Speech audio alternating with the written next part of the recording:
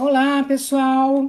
Sejam todos muito bem-vindos aqui ao segundo live da Brata, né? A gente está se modernizando, estamos aprendendo aqui como lidar com o Instagram, né? A gente ainda não está muito acostumado, mas a gente vai aprendendo com o tempo, né? Então, agora em tempos modernos, a gente vai fazer mais lives, né? Antes a gente fazia presencial, eram palestras psicoeducacionais na CEPACO, e agora a gente está fazendo mais, então, aqui pela live, né? A boa notícia é que agora várias pessoas podem participar, não só o pessoal de São Paulo, mas o pessoal do Brasil inteiro, né? Dá para participar aqui com a gente. Bom, essa então, vou dando alguns recadinhos antes de chamar o nosso convidado. Essa aqui então é a nossa segunda live, né? A primeira live foi sobre o que eu sinto, é tristeza ou depressão, com o Dr. Luiz Felipe Costa e a doutora Alexandrina Meleiro. Essa live de agora nós vamos falar mais sobre o impacto da pandemia na saúde mental, principalmente na depressão e no transtorno bipolar. E aí eu também queria dar alguns recadinhos da Abrata, né? Dizer que a Abrata, ela já existe há mais de 20 anos, é uma associação sem fins lucrativos, que está voltada à necessidade de atender pessoas portadoras de transtorno bipolar e depressão, assim como seus familiares e amigos. E como ela é uma instituição que procura ajudar as pessoas, é muito importante que você ajude a Abrata a continuar funcionando. Então, quem puder contribuir com a Abrata, basta, por exemplo, uma pequena contribuição de 10 ou 20 reais, que já ajuda bastante, né? Para ela continuar com suas atividades. É só acessar o site da Abrata, que é www.abrata.org.br/doações. Ou, se quiser, você também pode acessar o site e se associar. Então, aí é só clicar no www.abrata.org.br/associe-se, tá? Também acho importante colocar que assim, a Abrata ela faz grupos de apoio online, né? Atualmente, antigamente os grupos eram presenciais na sede da Abrata, e agora a Abrata está fazendo grupos de apoio online, e também é só fazer a inscrição no site, toda segunda e quinta, a partir das 16 horas, tá? É sempre na segunda e na quinta para fazer a inscrição. E os grupos acontecem de terça e sexta, das 7 às 8h30, pela plataforma Zoom, tá? Então, quem quiser participar, agora vou então convidar o Dr. Fernando Fernandes, que é psiquiatra, né? Ele é do Conselho Científico da Abrata. O meu nome é Denise Petresco, eu sou a moderadora, eu sou psicóloga e eu também sou do Conselho Científico da Abrata. Vamos ver aqui, deixa eu convidar ele. Vamos ver se ele entrou. As pessoas também estão entrando, né? Que bacana. Obrigada por vocês estarem participando. Aí está ele, o doutor Fernando Fernandes, psiquiatra. Tudo bom, doutor Fernando? Olá, tudo bem, Denise? E Tudo jóia. uma boa tarde para você e para todo o pessoal que está seguindo aqui a live, todo o pessoal da Brata e mesmo quem não é da Brata que está seguindo a live aqui. Obrigada por estar participando aqui com a gente. E é isso mesmo. Boa tarde a todos, né? Muita gente já está entrando, que bacana. E aí, aos pouquinhos, a gente vai começando, né? E E aí, o que o senhor fala, doutor Fernando? Como estão as Po- coisas, né? Essa loucura toda aí da pandemia, aos pouquinhos a Pois gente é, vai. pois é, todo mundo é afetado em maior ou menor grau, né, sobre isso. Então, acho que é por isso que esse tema chama atenção bastante. Enquanto o pessoal está entrando, você podia dar aqui uns recados, né, da Brata, Denise? Ah, então, eu já dei todos os recados da Brata.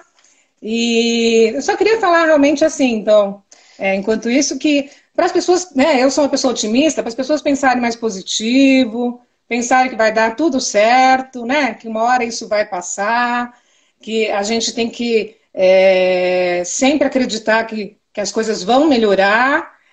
E eu até falo sempre para as pessoas, né, dormirem melhor, para não se sentirem tão mal, né, que muitas pessoas realmente com muito estresse, muito medo, muita ansiedade, sempre antes de dormir, por exemplo, escrever 4 coisas positivas que te aconteceram nesse dia. Isso ajuda bastante a pessoa ver coisas boas, porque tem, né, o lado ruim da pandemia, da gente ter que ficar em casa, mas tem um lado bom, que a gente pode curtir mais a família, a gente pode fazer coisas que antes a gente não fazia, né, que a gente não tinha tempo, e agora a gente pode se dedicar a algumas atividades, né, que a pessoa gosta, né? Eu, por exemplo, gosto de ler livro, então agora estou tendo um pouquinho mais de tempo para ler, porque antes realmente não tinha muito tempo com a correria, né? Então, a gente vai usando a criatividade e vai conseguindo lidar com as situações. Não é verdade, doutor Fernando? Sim, verdade. Bom, vamos lá. Enquanto não vêm as perguntas, então fazer uma breve introdução, né? O, o impacto da Covid, a primeira onda de impacto da Covid é realmente a contenção, em primeiro lugar, a contenção da propagação da doença, né? E, em segundo lugar, obviamente, o suporte para as pessoas doentes, né?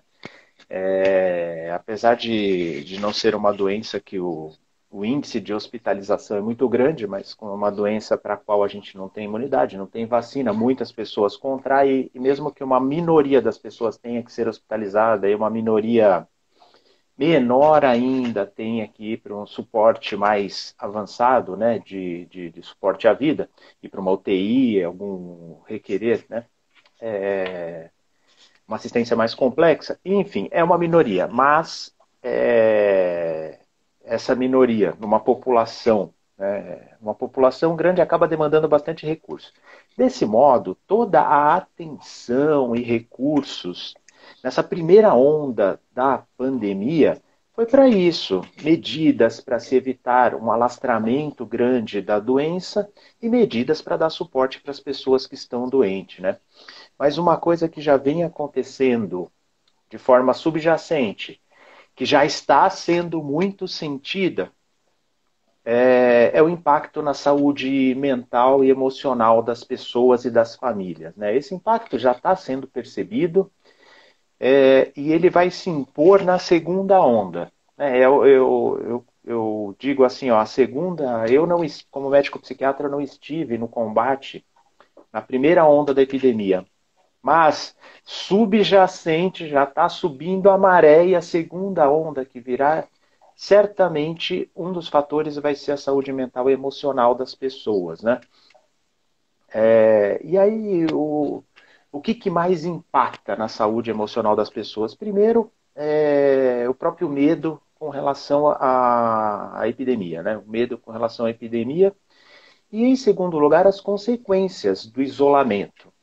Em terceiro lugar, as consequências socioeconômicas que virão do isolamento e da pandemia, né? Tudo isso junto já está afetando demais a saúde emocional das pessoas.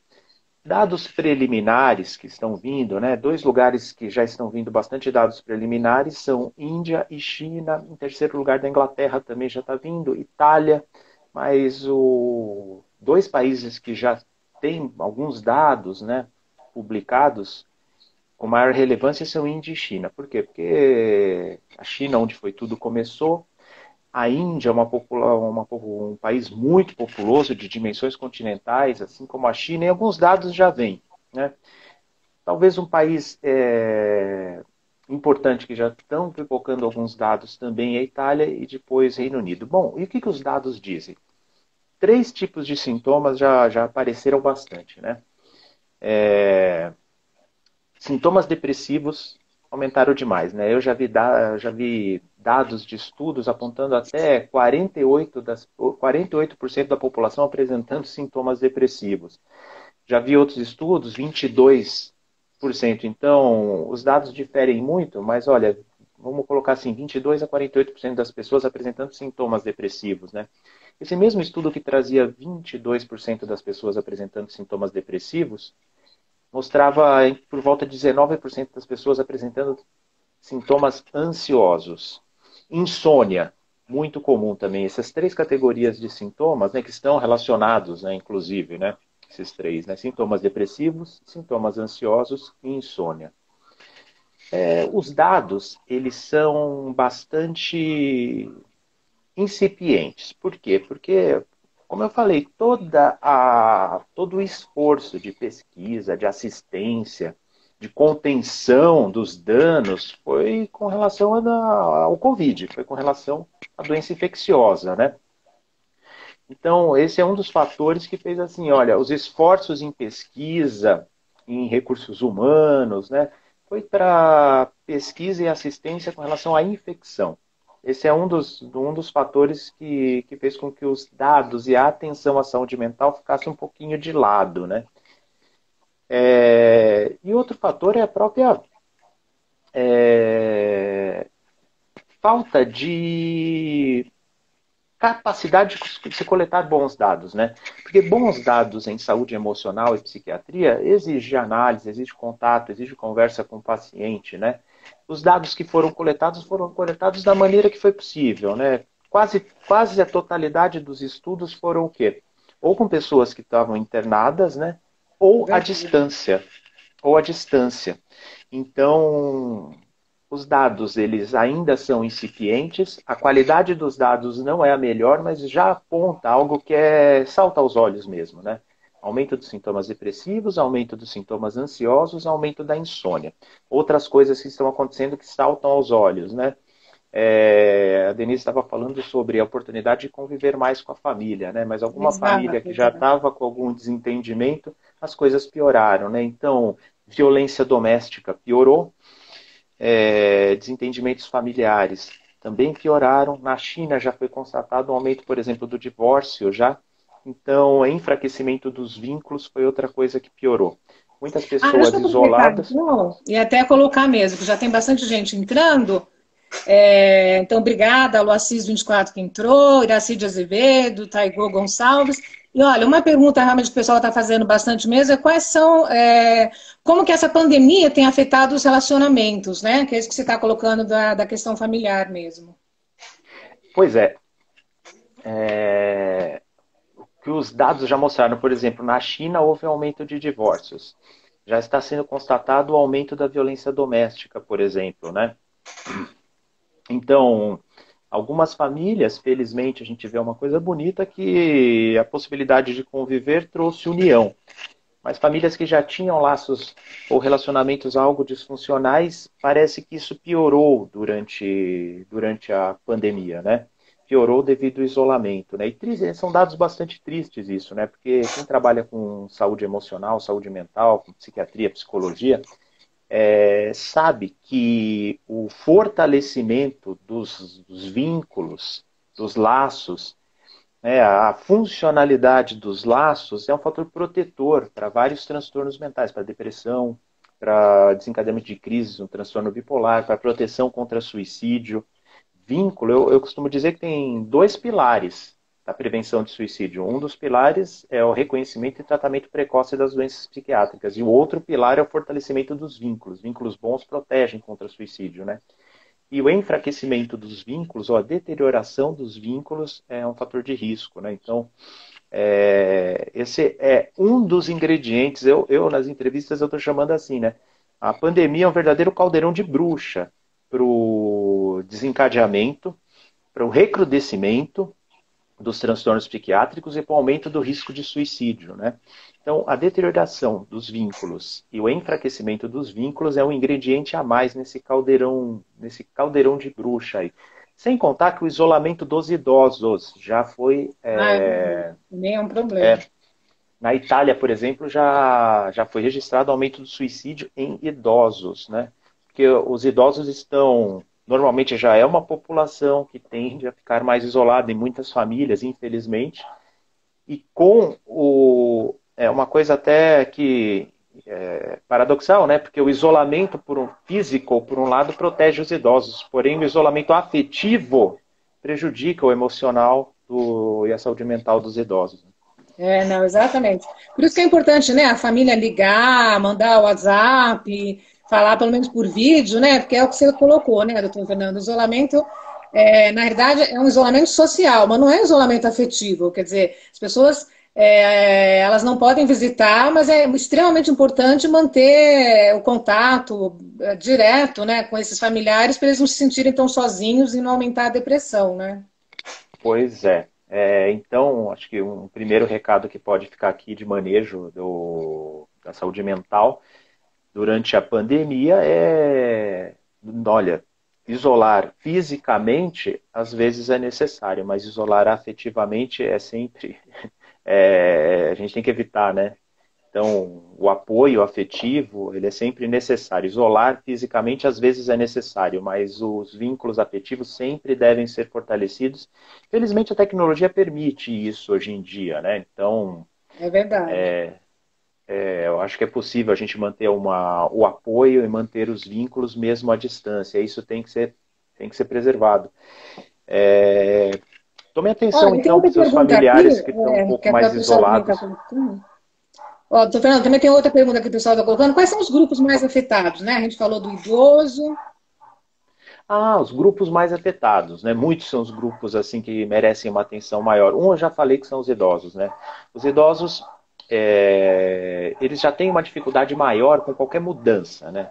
Então, por exemplo, um idoso que muda de casa, às vezes é complicado. Um idoso que às vezes é cuidado na casa de um filho e passa para a casa de outro, é complicado. Imagina uma mudança como essa na rotina do idoso, né? É muito complicado, então estejamos atentos. Além da mudança na rotina, muitas vezes a perda do contato com os familiares ou de um contato mais íntimo, né? Algumas famílias, por exemplo, o almoço de domingo é na casa do avô e da avó não é mais de repente, né? Isso aí causa um impacto. Então, Verdade. idosos, o primeiro grupo que está aí em risco. Vamos tomar cuidado com as crianças também, né? Mudança na rotina das crianças pode trazer confusão, mudanças de comportamento, né? Entre as crianças, um grupo de crianças que tem uma atenção especial da psiquiatria e da psicologia, que são as crianças com necessidades especiais. Para elas é especialmente complicada essa mudança de rotina, sobretudo as crianças do espectro autista, por exemplo, né? Outra população de risco, profissionais de saúde. Eu acho que os profissionais de saúde são uma população de risco enorme, né? E não buscam ajuda. Devido ao É, senso de verdade. dever que eles têm, eles acabam não buscando ajuda, né? Não buscam em situações normais, sobretudo em situações nas quais eles são mais necessários, vão buscar menos ajuda ainda, né? Então, profissionais de saúde são também uma população de risco, né? Eu acho que essas três, né? Crianças, idosos, principalmente as crianças aí com necessidades especiais, profissionais de saúde, e eu colocaria aí como uma população de risco também pessoas que já têm algum transtorno psiquiátrico ou alguma condição crônica que precise de tratamento, né? Os estudos estão mostrando o seguinte: os sintomas depressivos e os sintomas ansiosos eles acabam sendo mais notórios, aparecem mais nas pessoas que já têm uma condição de doença crônica, qualquer que seja. Então, os doentes crônicos são um grupo de risco. Não é só Ah, para o Covid, interessante. não. São um grupo Tá. de risco para o desenvolvimento de sintomas depressivos e ansiosos. Então, eu acho que esses grupos são os que merecem mais atenção. E entre os doentes crônicos, obviamente, as pessoas que já têm alguma condição psiquiátrica. Tá? Já está bastante documentado o recrudescimento, piora do quadro psiquiátrico em pessoas que já têm uma doença pré-existente também.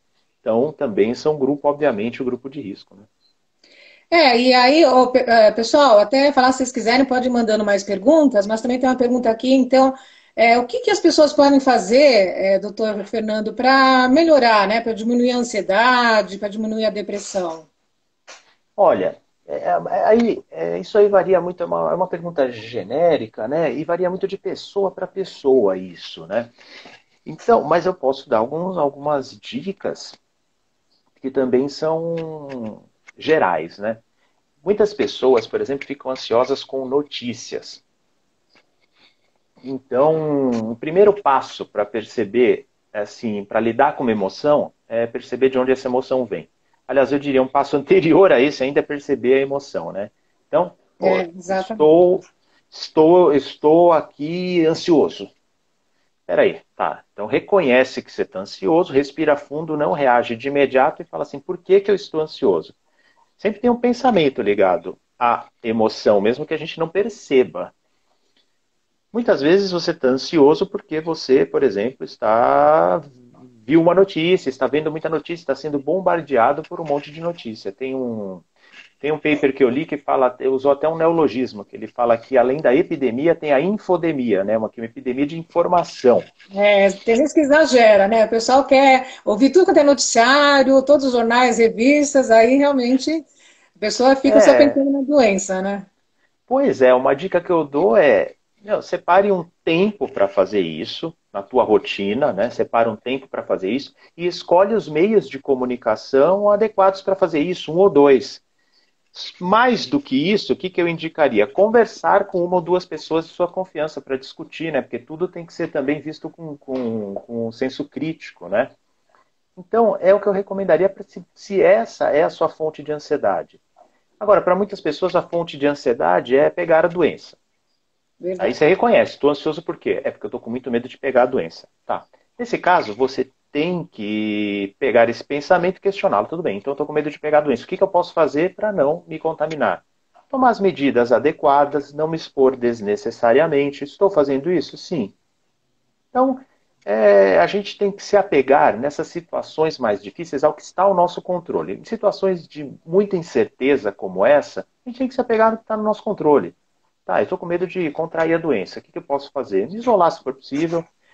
Ah, mas não é possível me isolar totalmente. Toma as medidas de precaução necessárias, medidas de higiene necessárias. Mesmo que você não possa se isolar totalmente, tomando as medidas de precaução e higiene necessárias, o risco diminui muito, o risco é mínimo. Isso É, faz com exato. quê? Com que você consiga manejar a ansiedade que você está sentindo.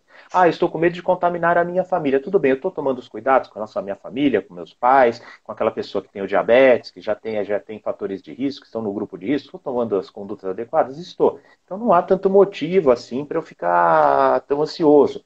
Então, primeiro passo, reconhece o sentimento, a emoção que você tem. Segundo passo, reconheça o pensamento que está associado a isso.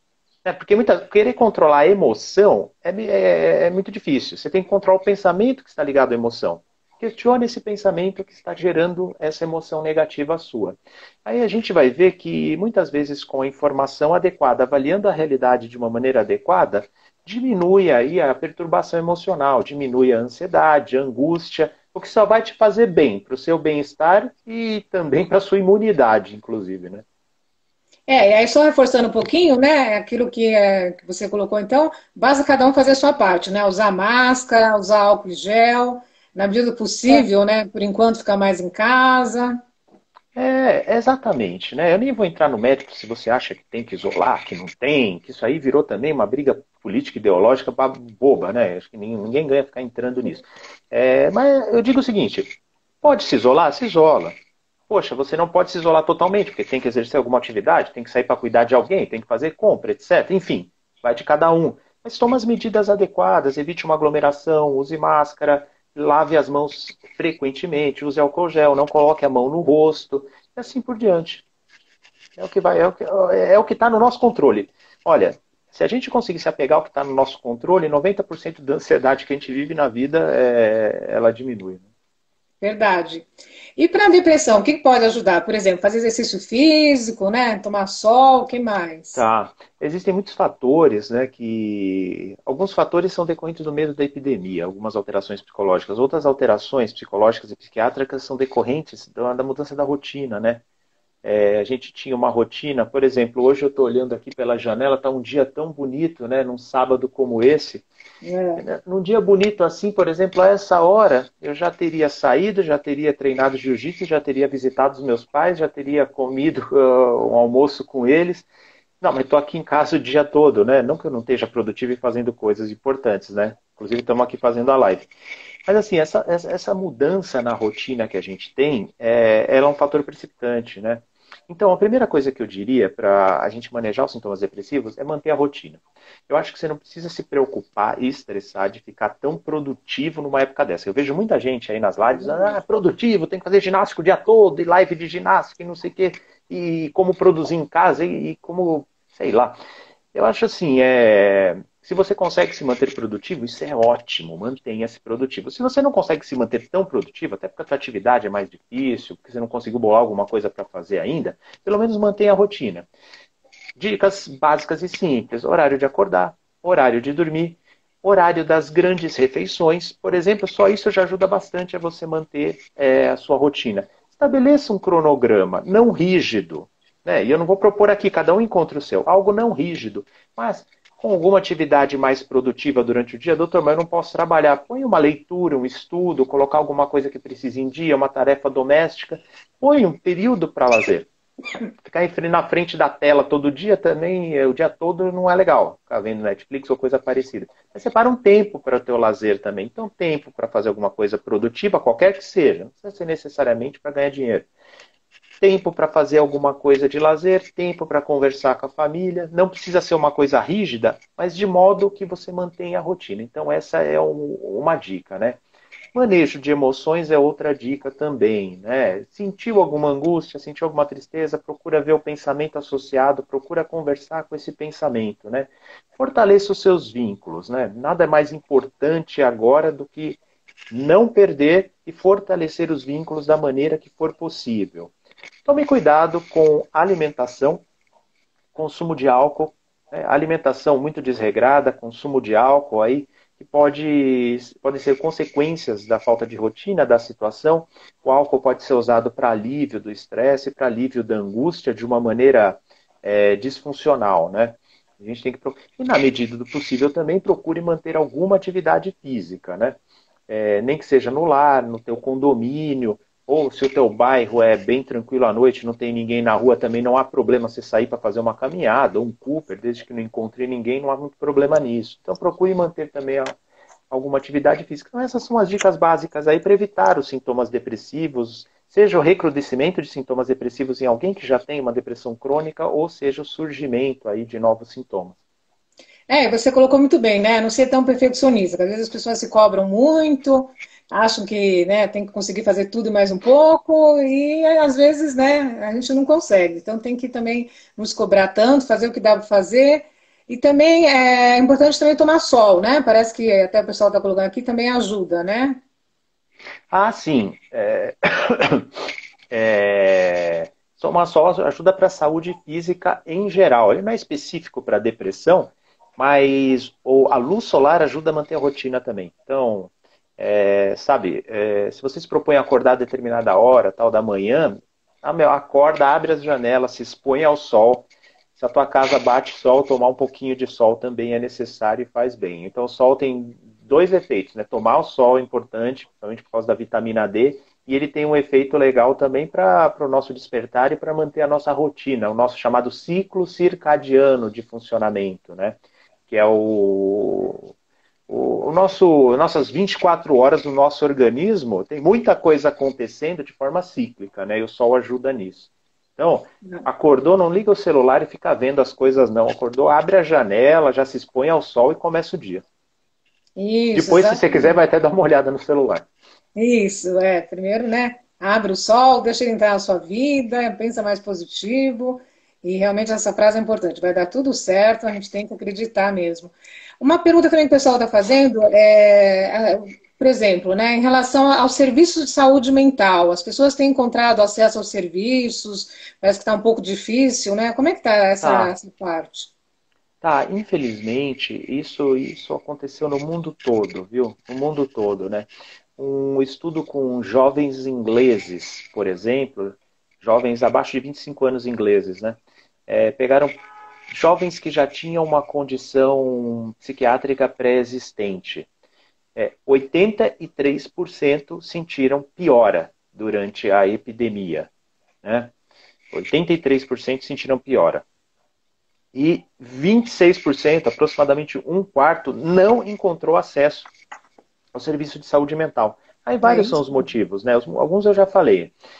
A prioridade, né, até justificável essa prioridade, foi para combater a propagação da epidemia e tratar as pessoas que se contaminaram, né? Então toda a preocupação em saúde foi para isso. Então esse é um dos fatos. O próprio isolamento dificulta o acesso ao serviço de saúde mental também, né? Então está acontecendo isso. Por exemplo, no nosso contexto aqui, a primeira coisa quando começou a epidemia foi que os serviços de distribuição das medicações, por exemplo, já deram medicação já para os 3 meses, porque não sabiam quando se iam poder continuar atendendo as pessoas, ou para evitar que as pessoas fossem lá, né? Isso, por um lado, é bom. Por um lado, é uma iniciativa boa, que não vai faltar remédio. Por outro lado, me acendeu um alerta dizendo assim, caramba, quer dizer que durante esse tempo eles vão ficar tomando remédio em casa e não vão ter o contato, né, com o serviço de saúde.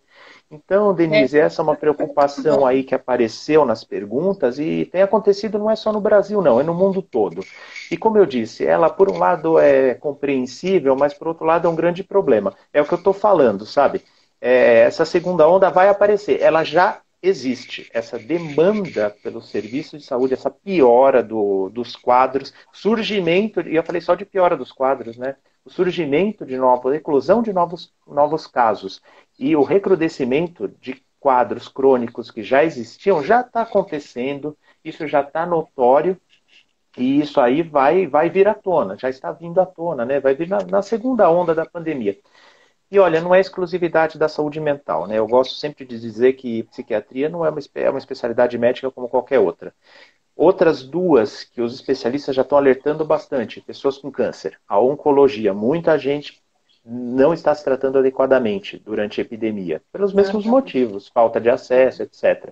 E outras são as pessoas com doença cardíaca. O número de infartos em casa aumentou. As pessoas não vão para o hospital ou por medo, ou porque não querem se contaminar, ou até porque o serviço, as cirurgias eletivas, todas foram canceladas, as cirurgias eletivas. Então, e a psiquiatria está no meio disso tudo, tá? Não, não é exclusividade.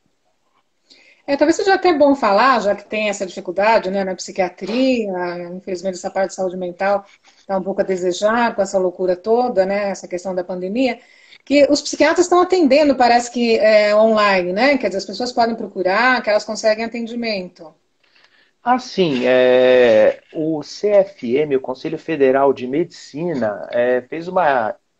Me perdoe se tiver alguém do CRM vendo aqui, eu não sei o termo adequado, mas regulamentou de alguma forma isso, né? Isso é bom. Então, são possíveis as consultas à distância.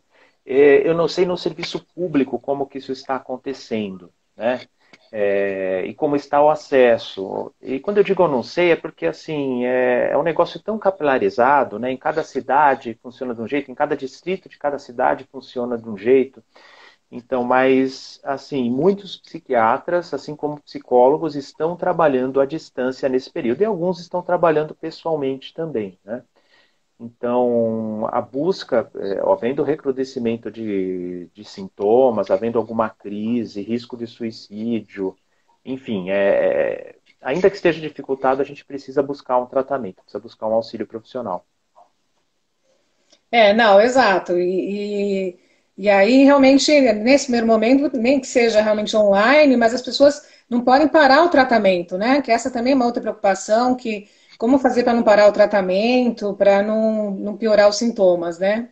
Ah, não, a gente tem que estimular que continue, né? A gente tem que estimular que continue a tratar, sobretudo, né? Num período tão difícil como esse, a gente não pode parar o tratamento de jeito nenhum, né?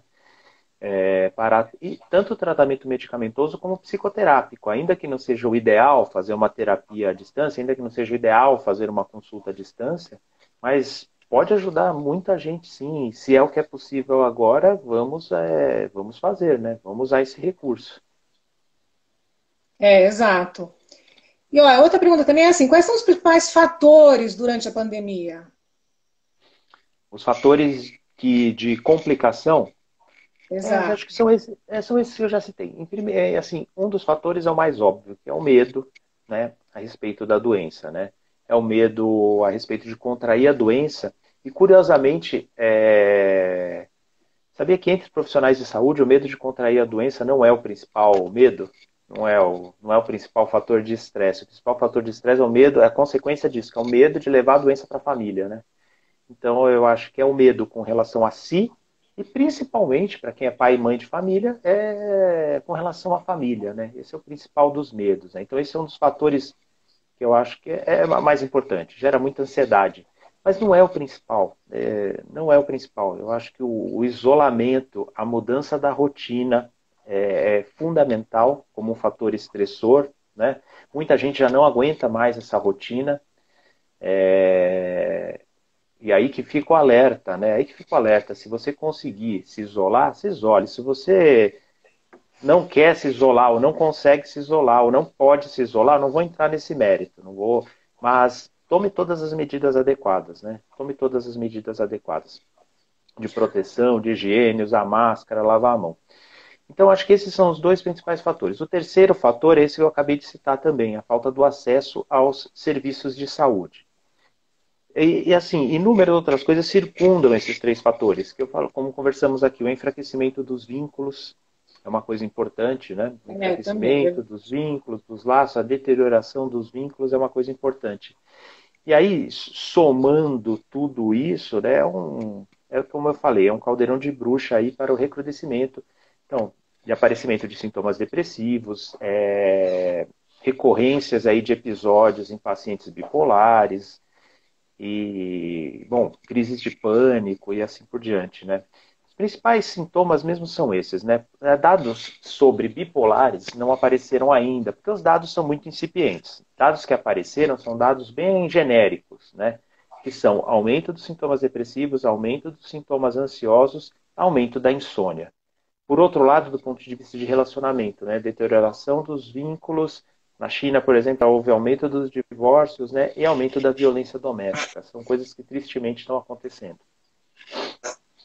Fernando, deixa eu te falar aqui, tem uma pessoa que está colocando aqui que ela gosta muito de você, ela gosta muito Ah, do seu obrigado. Quem trabalho.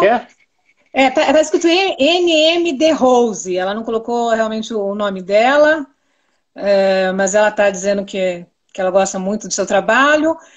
Algumas pessoas da diretoria também entraram, né? Obrigada, pessoal da Obrigado a todos diretoria pela executiva visita da aí. Brapa que entrou. E tem algumas pessoas também estão perguntando como lidar com o medo, né? Pessoas estão dizendo que está muito difícil realmente lidar com esse medo que elas estão sentindo. Olha, grande parte do medo, eu tenho percebido isso, vem daquela palavra nova que criaram, da infodemia, da epidemia de informação, grande parte do medo, né? E eu vejo que, às vezes, até uns dados verdadeiros, quando mal interpretados, geram medo desnecessário, tá bom? Antes de tudo, né? Estar com medo é normal numa hora dessa.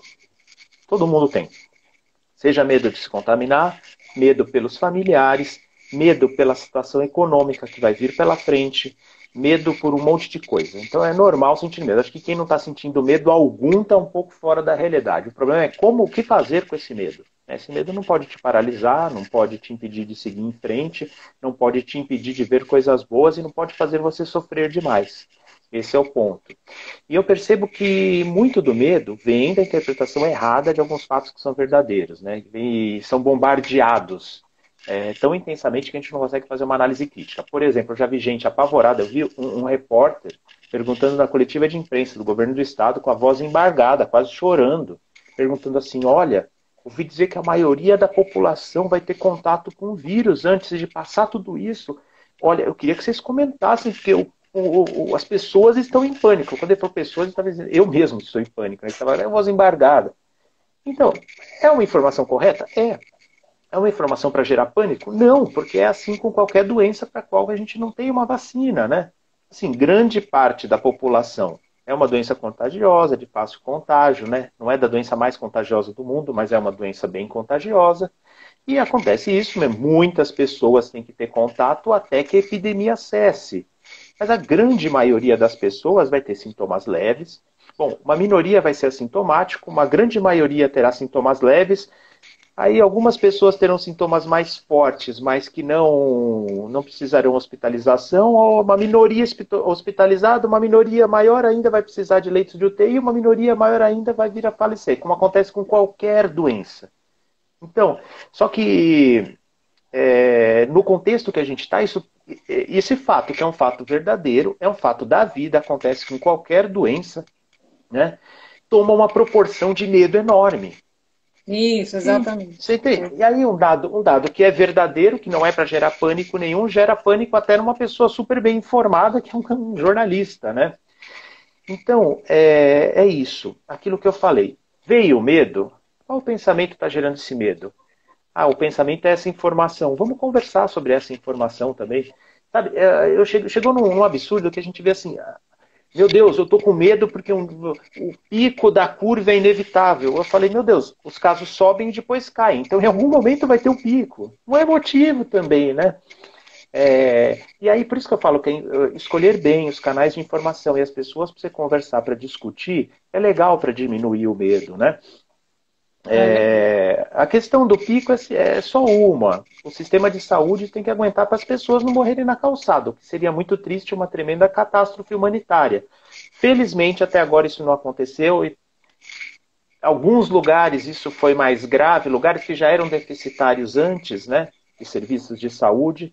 Por exemplo, a Brata tem muita gente de São Paulo, pela live pode ter gente do Brasil todo, até fora do Brasil, né?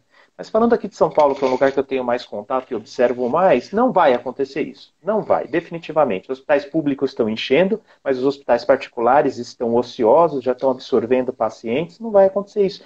Então, o pico vai vir? Vai. E olha, eu diria até mais, vou falar uma coisa aqui que vai ter gente que vai se assustar. Eu queria que o pico viesse era logo. Se a gente tem condição de suportar isso no sistema de saúde, eu queria que passasse logo esse pico para baixar logo, né? Mas, infelizmente, a gente teve que conter e se isolar para o pico demorar um pouco mais. Mas não é para o pico, para fugir do pico, é para que o pico não fosse tão alto, fosse mais achatado. Então, é um exemplo de informação que gera muito pânico sem ter necessidade, né? Então, eu acho que uma dica para diminuir o medo é esse. Uma dica para diminuir informação de maneira adequada, uma ou duas fontes, não ficar sendo bombardeado o dia todo, discutir com pessoas de sua confiança, né? Sentir medo é normal. Outra coisa, a Denise falou uma coisa que é interessante. Não fica se exigindo muito. Sentir medo é normal, né? Agora, se o medo está o tempo todo te maltratando demais e te impedindo de realizar as coisas que você tem que realizar, aí a gente precisa ver isso, né? Deixa eu só colocar, né, que a live ela dura 59 minutos, né? Então, a gente vai ter que encerrar quando for mais ou menos uns 58 minutos e tal. Então, para as pessoas só entenderem que, assim, algumas perguntas a gente vai conseguir responder, outras realmente não, né, não dá para responder todas. Mas deixa eu colocar aqui, então, olha, a Ava de bipolar, ela colocou aqui, seja sensível, bipolaridade não é o fim do mundo. Então, acho que seria legal, né, doutor Fernando, a gente falar um pouquinho também da bipolaridade, dessa questão mesmo de como lidar com eles, que são mais sensíveis nessa época de pandemia, o que dá Pois para a é. família fazer, né? A bipolaridade é um transtorno bastante sensível às alterações de rotina, né? Uma coisa que faz muito bem para a manutenção da estabilidade no paciente bipolar é rotina. Então, as orientações que a gente deu sobre rotina, elas têm que ser seguidas, sobretudo nos bipolares, né? Respeitar o ciclo sono-vigília, horário das grandes refeições, né? Um cronograma de atividades durante o dia pode ajudar bastante para não ficar muito ocioso, né? Repetindo, né? Sem se exigir demais, não é o momento para isso, né? Se exigir demais. Se você conseguir se manter produtivo, ótimo. Se você não conseguir se manter produtivo, mas manter uma rotina saudável, tá bom já, né? Não precisa ser ótimo, tá bom já. Pacientes bipolares, nesses momentos, eles estão mais sujeitos ao recrudescimento. Lembra daquele estudo que eu falei em inglês, que mostrou que nos jovens, 83% relataram piora dos sintomas, né? E o bipolar é uma doença que ela é crônica e ela tem um potencial para recorrência muito grande. Então, nesses momentos, pode haver recorrência, né? Não deixe de fazer uso das medicações de maneira alguma, né? Se você está sem possibilidade, assim, não se conforme se está difícil buscar o tratamento, né? Apesar de haver dificuldade de busca aí dos serviços, tente ter acesso ao serviço se houver alguma crise e tente não ficar sem a medicação, manter o tratamento medicamentoso, né? Já que você está falando isso, do tratamento medicamentoso, deixa eu só te colocar que, assim, a Alenir 939 e outras pessoas, a Loredana, a psicologia clínica, também estão perguntando sobre as receitas médicas, como é que estão sendo feitas. Acho que também é bacana, né, colocar o pessoal, que parece que agora tem receitas os médicos podem passar, né, a receita pela internet, parece.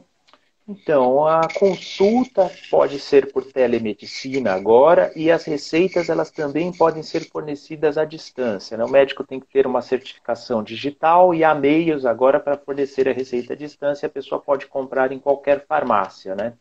Essa foi uma modificação que ocorreu muito rápido, muito ágil, para o bem dos pacientes, né? Para o bem dos pacientes. Então, é o que eu estava falando aqui. Não desista de fazer o tratamento adequado durante a pandemia. Isso tem que ser a sua prioridade. Prioridade número um, né? Manter o tratamento adequado. Porque, olha, até se você está mais preocupada com a infecção pelo Covid, né, do que o risco de infecção pelo Covid, cuidar da saúde mental tem que ser em primeiro lugar, porque se a gente não tem vacina, manter a imunidade em dia talvez seja uma arma que a gente tenha. Né, e uma Ah, tá. doença psiquiátrica instável, desestabilizada, piora a imunidade também.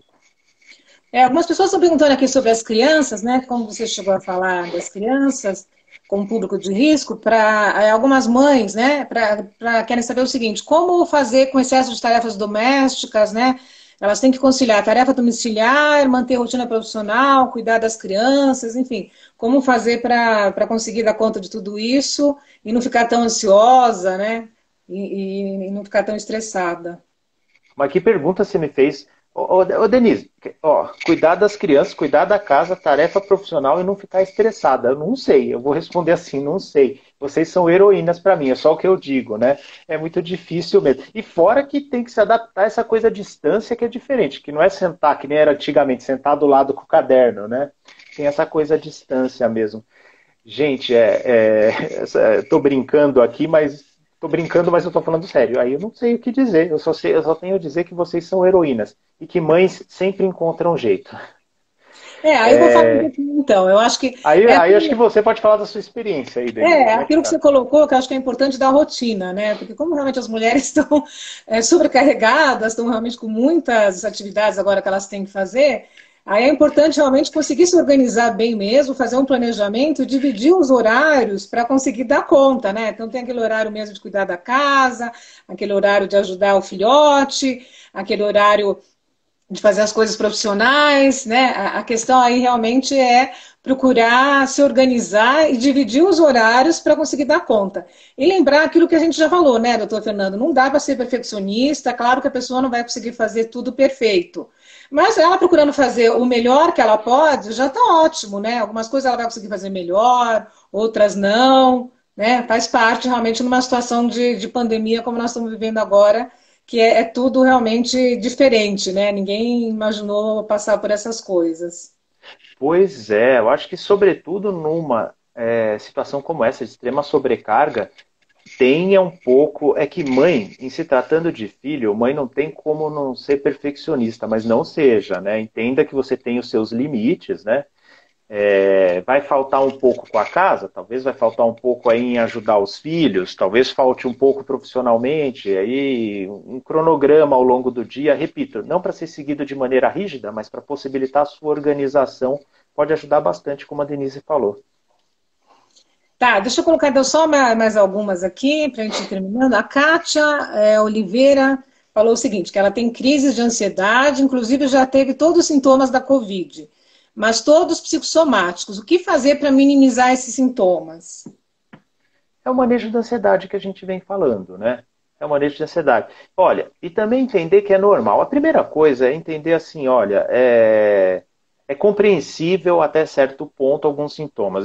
Por exemplo, eu mesmo, quando eu uso máscara, depois de um tempo eu estou tossindo, mas é porque por causa da umidade que diminui, aí depois de um tempo eu estou tossindo. Aí eu vou para o hospital, por exemplo, ver um paciente que eu estou acompanhando internado, por exemplo, aí eu volto, dou umas tossidas, falo, pronto, peguei o Covid no hospital. Não, mas deu meia hora, não dá para estar com tosse em meia hora, né? Então, esse tipo de coisa vem à cabeça, é normal, mas vamos questionar esse tipo de coisa, né? Veio ansiedade, sempre identifica o pensamento associado à ansiedade, identificou esse pensamento, questione esse pensamento e flexibilize. Tá bom? E outra coisa, você identificando o sentimento e você tendo a noção assim, no momento, naquele instante, falar, é normal ficar um pouco ansioso nesse momento, eu não posso ficar muito, não posso fugir da casinha aqui. E aí você consegue, até certo ponto, manejar essa ansiedade, né? Boas informações ajudam a manejar a ansiedade e as orientações que a gente deu aqui, que são gerais, né? Não são específicas, coisas de rotina, manter alguma atividade física, exposição solar, tudo isso ajuda também, né, nesses momentos. Mas a gente está dando orientações gerais para as coisas que são bem específicas, né? Se fosse, por exemplo, se a Denise estivesse atendendo, ela ia dar estratégias mais precisas, né? Ia tentar Perfeitamente. identificar os gatilhos e direitinho. Mas as orientações gerais que a gente está dando, as pessoas podem encontrar aí. Talvez assim, não como um profissional, mas talvez ela vai encontrar o caminho dela para manejar melhor essa ansiedade. Lembre-se, é normal, não se cobra estar tão seguro e firme numa hora dessa, né? Não se cobra estar uma fortaleza. Eu ouvi de uma mãe na rede social, na minha rede social, uma amiga minha de infância, que é mãe de um garoto lindo, um garoto que joga futebol e tal, e ela falou assim, Fernando, a gente tem que estar seguro, e só que por dentro eu estou em frangalhos, mas eu tenho que me mostrar segura para o meu filho, está muito difícil, né? Para as pessoas que estão pensando algo parecido com isso, olha, não tem nada que faça a gente seguir em frente com mais força que um senso de propósito bacana. Eu respondi para ela, ó, você já tem um propósito bacana aí, que é teu lindo filho. Ele tem ainda que fazer muito gol, vocês têm que comemorar muito vitória em jogo ainda, né? O garoto joga muito bem futebol. Então, você já tem um senso de propósito. É esse senso de propósito que você tem que vai fazer você não desmoronar, pode ter certeza, né? Então, encontrar um senso de propósito, nutrir a esperança, não otimismo exagerado, viu, gente? As coisas não vão ser fáceis daqui para frente, né? Ainda estamos passando aí pelo pico da epidemia, daqui para frente tende a melhorar isso.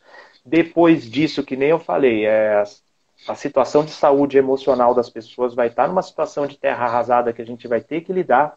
Haverá as consequências econômicas disso que não vão ser fáceis e que influenciam também a saúde emocional. Não vai ser fácil. Mas a gente tem que nutrir a esperança e o senso de propósito. Não o otimismo exagerado, porque isso aí leva à decepção, mas a esperança e o senso de propósito a gente tem que manter firme. É isso que vai fazer a gente ficar de pé.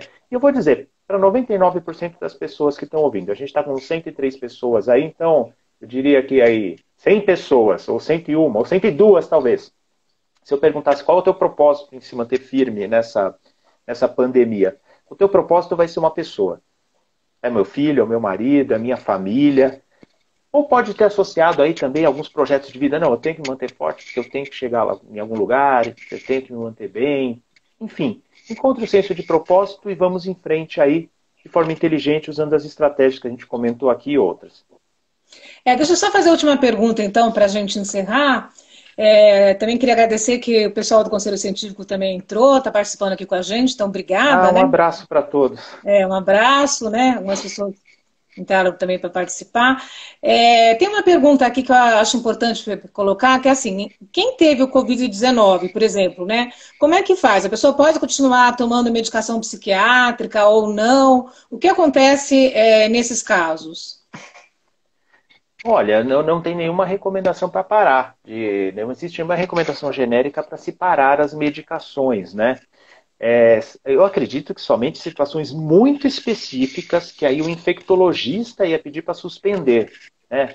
No caso de alguma interação medicamentosa com algum remédio para tratar o Covid, no caso, por exemplo, há medicações psiquiátricas que podem diminuir os leucócitos, mas aí são casos muito específicos que aí o infectologista suspenderia temporariamente alguma medicação psiquiátrica. Regra geral, mantenha a medicação, porque se manter estável do ponto de vista psiquiátrico vai ajudar você a combater qualquer infecção, né? Manter o teu sistema imunológico adequado, a saúde emocional adequada, vai te ajudar a passar por essa fase, né? Então, que fique bem claro, salvo alguma orientação muito específica e pontual do médico infectologista ou clínico que está tratando, manter todos os tratamentos psiquiátricos. Tá, a Lília Abreu está perguntando, bipolares são grupo de risco? Não, já surgiu essa pergunta, né? Desculpa, não é grupo de risco para... Desculpa, deixa eu pontuar bem. Quando eu falo grupo de risco hoje em dia, assim, é grupo de risco de adoecer gravemente pelo Covid. Nesse sentido, não. Né? Nesse sentido, não. Agora, bipolar é grupo de risco para, vamos dizer assim, para piora da condição psiquiátrica e emocional? Sim, claro. Aí sim, nesse sentido sim, né? Coloquei entre os grupos de risco, né? Idosos, crianças, profissionais de saúde e pessoas que têm uma condição psiquiátrica já pré-existente, né?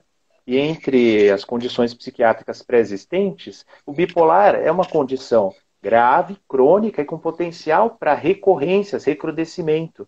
Nesse sentido, sim, é uma população de risco. A gente precisa cuidar bastante aí da saúde psiquiátrica, né? É, então agora, olha, nós vamos então encerrar, né? Antes que, senão o próprio Instagram acaba encerrando aqui, né? E aí, assim, o pessoal do Diário de um Bipolar estão colocando aqui, doutora Denise, parabéns pela live, obrigada, que bom que vocês gostaram. A gente vai ter mais lives, né, aqui da Brata, basta acessar o Instagram. E a gente também tem página no Facebook, a gente tem também o nosso site, que eu já falei, www.abrata.org.br. Inclusive, é uma associação sem fins lucrativos, procura ajudar muitas pessoas com depressão e transtorno bipolar. Então, aquilo que eu já falei antes, quem puder contribuir, né, às vezes uma pequena contribuição de 10 ou 20 reais já ajuda bastante. É só entrar no nosso site, na parte que está escrito lá, doação, ou quem quiser se associar também à Brata vai ser muito bem-vindo. E aí eu vou pedir então para o doutor Fernando, né, que é o nosso convidado, colocar as últimas coisas que ele gostaria para a gente poder encerrar essa live. Tá bom? Obrigada Olha, a já todos. Olha, já estava caminhando para o encerramento e aí o que eu queria falar é justamente aquilo que eu acabei de falar, sobre o senso de propósito. Então, eu já adiantei as minhas considerações finais, né? Mantenha o seu senso de propósito. O senso de propósito vai ajudar você a se manter de pé, ajudar as pessoas que estão ao seu redor, os seus entes queridos e amigos, né, que estão ao redor, vai ajudar você a manter o seu tratamento. O senso de propósito é muito importante num momento como esse, que a gente chama de momento de anomia, né, momento que a gente não sabe o que vai acontecer, a gente não sabe as consequências. Literalmente, a gente sabe se no dia seguinte a gente vai poder sair de casa livremente, né? Isso vai passar, não nutra o otimismo exagerado e tolo de que amanhã tudo estará bem. Isso não vai acontecer mesmo, mas nutrir o senso de propósito e a esperança é bastante importante, esse é o recado final que eu deixaria, né? E só para reforçar o que a Denise falou, dá uma força para a gente em 2 pontos. Nas redes sociais, para começar, né? Se você não segue o Instagram da Brata, começa a seguir. Vai lá no canal do YouTube, tem um monte de palestra bacana. Se inscreve lá no canal do YouTube. Curte a página do Facebook, ajuda a gente a se propagar, a espalhar nas redes sociais a boa informação. Que a Brata é uma entidade muito legal, tem muito boa informação e, na minha opinião, não tem a relevância nas redes sociais que deveria ter. Então ajuda a gente a espalhar aí a boa informação. E, em segundo lugar, ajuda que a Brata é uma entidade sem fins lucrativos e, olha, a diretoria faz milagre com pouco dinheiro, né? Exatamente. Faz milagre com pouco dinheiro. Olha, 5 ou 10 reais que se ajude vai fazer diferença, né? Todos são voluntários, né? Por exemplo, o Conselho Científico tem 8 médicos, 2 psicólogas, todos trabalham de maneira voluntária, pessoal de diretoria de maneira voluntária. Eu acho que recebe salário lá é só uma secretária, né? Que eu me lembre Como aqui. secretária, exato. Só uma secretária. Então, qualquer ajuda que você der vai ser importante, né? Principalmente para a Brata continuar prestando essa assistência para os portadores de transtornos afetivos e familiares que buscam ajuda, tá bom? Agradeço demais a audiência de vocês, muito obrigado e fica ligado aí que virão outras lives. É isso aí, pessoal. Então, obrigada. Vão vir outras lives. Então, só lembrando também de novo que eu falei no começo para quem entrou depois, a Bata está também com grupos de apoio online, tá? Que todos podem participar. Basta fazer as inscrições. É sempre segunda e quinta no site da Brata, 16 horas. E os grupos acontecem de terça e sexta, das 7 às 8h30, na plataforma Zoom, tá bom? Obrigada a todos e não percam nossa próxima live. Beijo grande. Obrigada, doutor Fernando. Excelente participação. Obrigada mesmo. Obrigado. Tchau, tchau, Denise. Tchau, tchau, todos que estão acompanhando aí. Um abraço. Um abraço.